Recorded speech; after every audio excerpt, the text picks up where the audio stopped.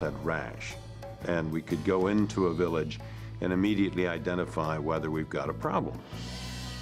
And smallpox could only be transmitted from person to person. There was no animal or insect also carrying the virus. So immunizing as many people as possible could hopefully break the cycle of disease. On a globe, India and sections of Africa are highlighted. At the start of the initiative in 1966, 63 countries were reporting smallpox cases. One of the hardest hit was Nigeria, so the warriors went there first. In a busy village square, people washed clothes in open tubs. The plan was to vaccinate 80% of Nigeria's large and widely scattered population. They were relying on a concept called herd immunity, which means if enough of your neighbors are vaccinated, you're unlikely to get the disease. But they soon discovered that vaccinating even 80% of Nigerians was impossible. There were far too many people and not enough vaccine.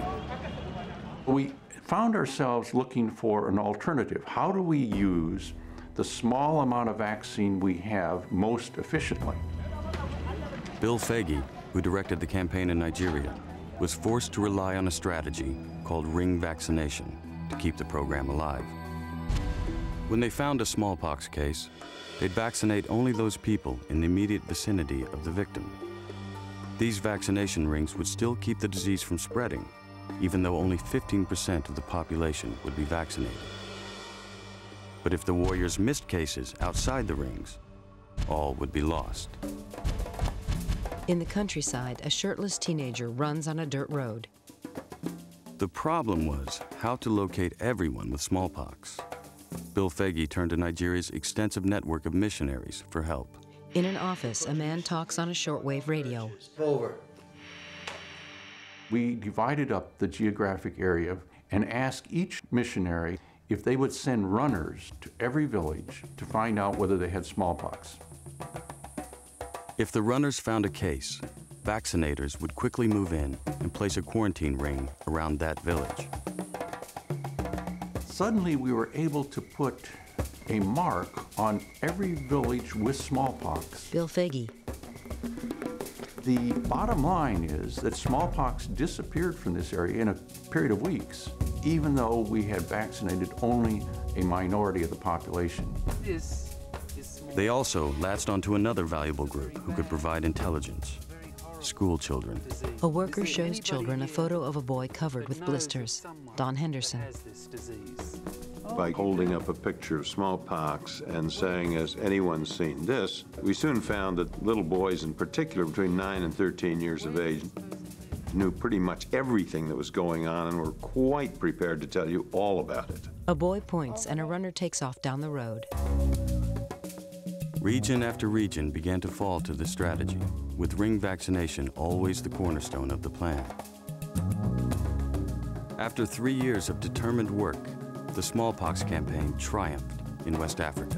Now the globe rotates from Africa to India. India, with the largest concentration of cases, became the next target for the warriors. Pedestrians and bicyclists crowd a street.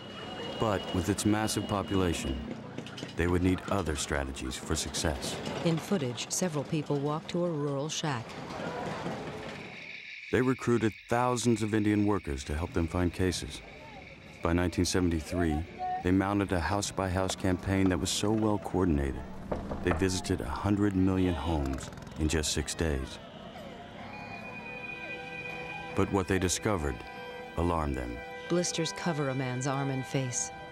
In one state where we were getting about 500 cases a week, Don Henderson. suddenly the searchers found 11,000 cases in just this 1 week. It was a very black day indeed. There were those who said, "You'll never get rid of smallpox in India." A train rolls up to a platform. Worse, the disease could easily spread among such a highly mobile population. Bill Faggy. In the 1970s, 1% of the Indian population was on a train at any one time. And so you're thinking of millions of people moving around the state. To try to overcome this problem, they created surveillance and vaccination posts at train stations, and they stood watch at markets and other gathering places.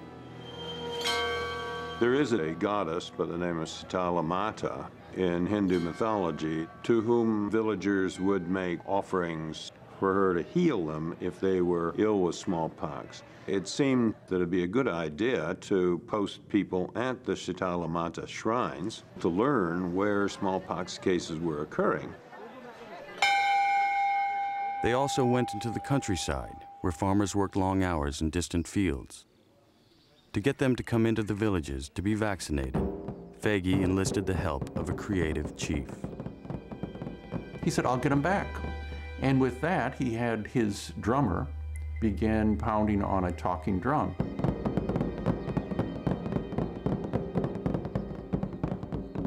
People came flowing into the village. Almost as fast as people move by you, you can vaccinate them. With a needle, a worker scrapes a woman's forearm. After 2 hours, we'd finally finished everyone. I said, I am very impressed. How do you have such control over your people?